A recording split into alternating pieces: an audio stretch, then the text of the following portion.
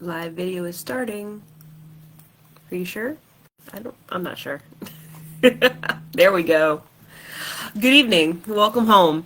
My name is Daniel Brower. I use he, she, or they pronouns, and I am the transitional minister here at First Christian Church of Decatur. Welcome to 601 Wednesday, our midweek meditation moment, the deep breath before the plunge into the second half of the week.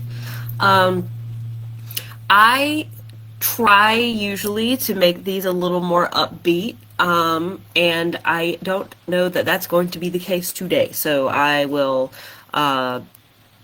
caveat that in advance. I'm not going to apologize because I think that as much as I ever have good things to say, this is a decent one, but I did want to let y'all know that maybe a little less chipper today, and that has nothing to do with the fact that my contact lens just decided to rebel right now, 48 seconds into a live stream. Whew.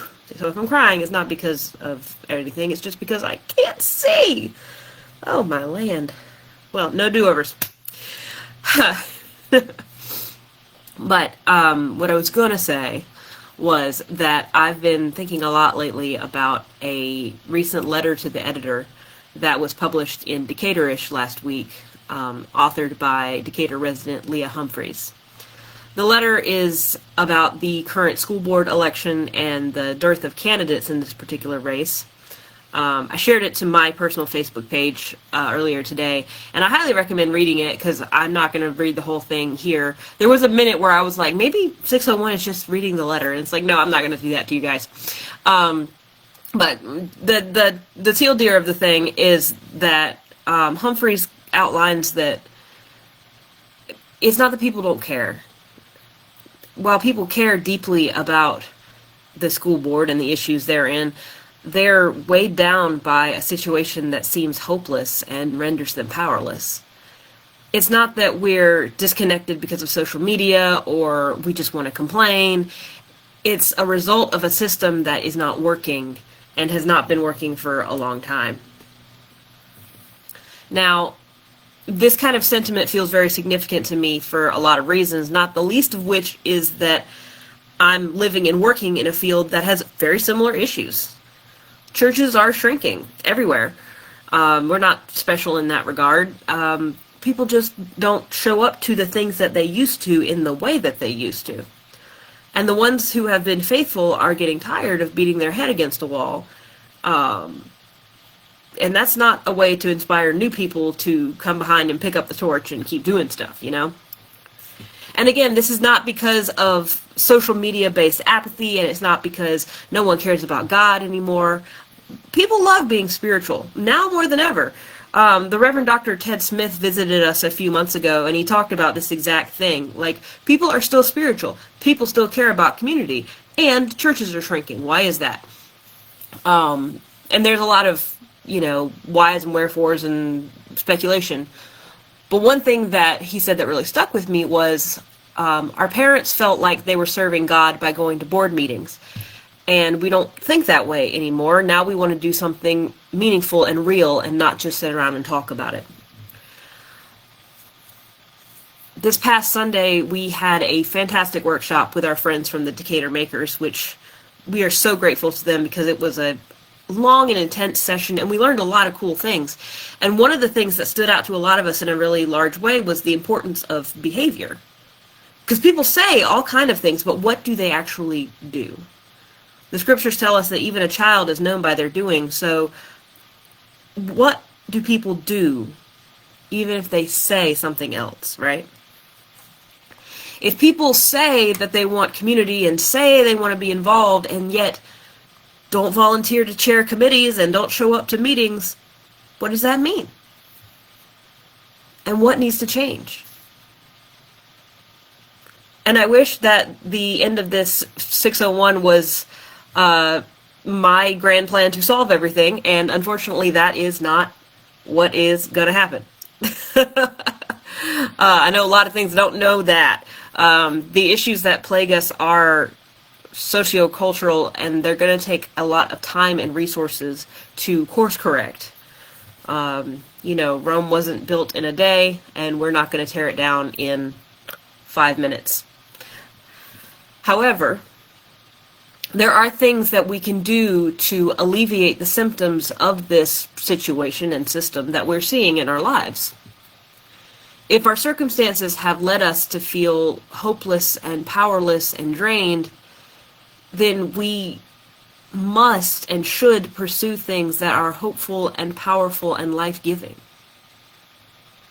And what are those things? Well, it looks different for everyone, right? For me, and I can only speak for myself, for me, I find hope in Jesus, which even saying it feels really cringy in this day and age when the cross is paraded around like some kind of war flag. But I find genuine hope in an ancient prophet who was murdered by the state for his message of radical love for the other. And I find power in the community that has been built around that prophet's life and words. A community that persists throughout attempts to shrink it or empiricize it or commodify it, and the ways that those words have been twisted to hurt rather than heal. These are things that are life-giving to me.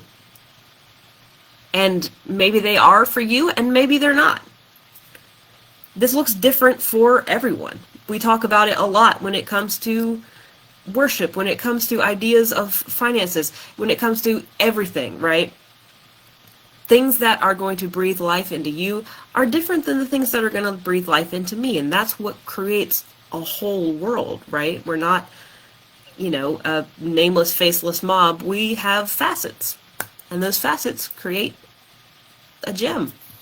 That was a terrible analogy. I'm so sorry. The only thing that's going to be the same across all our experiences is the need to do things differently. The way that we're going isn't sustainable in a lot of ways. We live in a system that is designed to numb us and keep us apathetic. And if we're going to push back against that, if we're going to advocate for a world where the gospel isn't just a nice thought, but is an actual lived reality, then that starts here. And I mean here like metaphorically, not spatially, although you are always willing to join. Well, always willing, I'm going to tell you that. You're always welcome. How about that? You're always welcome to join us here at First Christian Church of Decatur. You're always welcome here, and that's not because we are a beacon of having everything figured out. I really wish that I could tell you that was the case. It's just not. We don't have all the answers. We don't have it figured out. We are just as tired and worried and mad and sad as everybody else is. And we are committed to be a community of people striving to affirm the goodness of God and the love that she has for all people, regardless of color, creed, sexuality, gender, papers, any of that. We are not perfect at it. And we are still learning and growing and trying. And if you want, you're welcome to come and join right alongside us and try with us. We meet together on Sundays. Sunday school's at 9:15. Follow that up with our morning service at 10:25. I would really love to see you there as we continue to build a life raft out of fear and exhaustion together. And by out of, I don't mean like we are building our fear into a raft. I mean we are building a raft to get off of the island of fear and exhaustion, because the only way we get out of this is together. But, whether or not you make it out this weekend, whether or not I see you when you do, these things are still true. God made you special. God loves you very much. And so do I. Have a good night, everyone.